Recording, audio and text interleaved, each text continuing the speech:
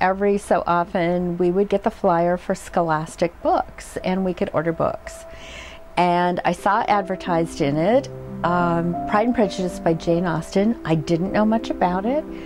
I was an avid reader. I was 7th grade. I was way beyond most reading, 7th grade reading at that time, and I was a voracious reader, and it sounded, based on the description, it sounded like a really fun book to read.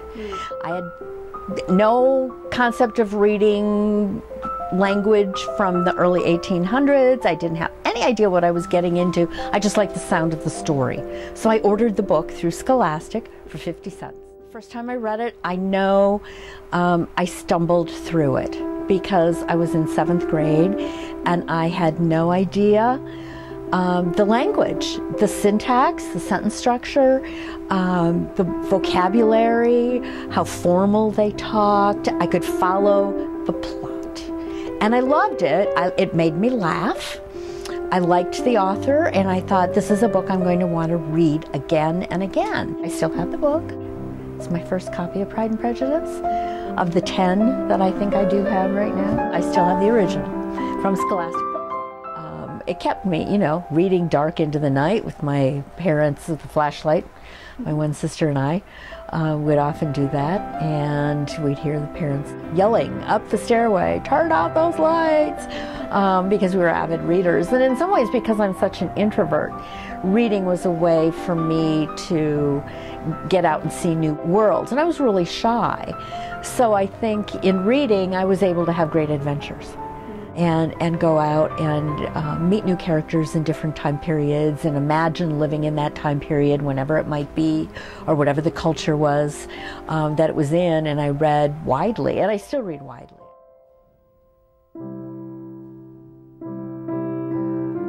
There's one section that I always go back to that I say, "Way to go, Lizzie."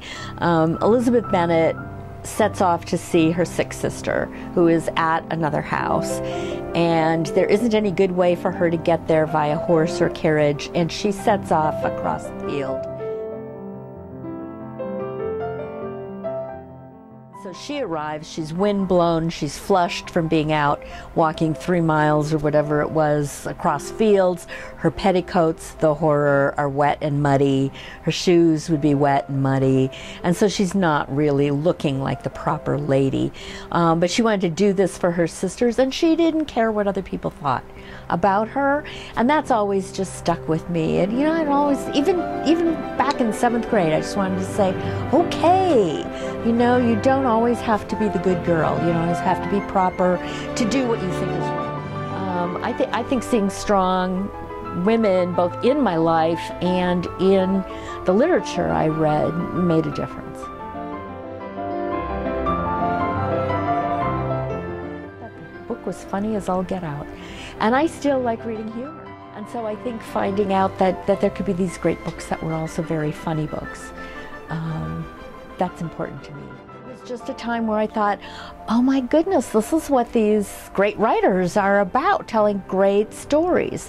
And I wanted to read it again. And I think I reread Pride and Prejudice at least twice a year, all the way through until I graduated from high school. Seriously read it twice a year, and each time I got more out of it. I loved the book, I loved the characters, I could get deeper into the story. As I aged, I understood more. My vocabulary undoubtedly increased from reading the book over and over. I got a better appreciation for literature of that time period. From Jane Austen, I went on to the Brontes, and then Dickens, and all these other that I still read. They're still my favorite authors. Now, it's years between my readings of Pride and Prejudice, but I adored the book, and I think it really turned me on to reading the classics. I think by discovering the classics on my own, it did much more for my reading and my love of reading classic literature. It became my favorite book, but it introduced me to new worlds, new characters, new ways of being, a different language, even though it was English. And I think that sparked an interest in me continuing to do that. All of that just kept me going and really wanting to share the love of that literature with other people.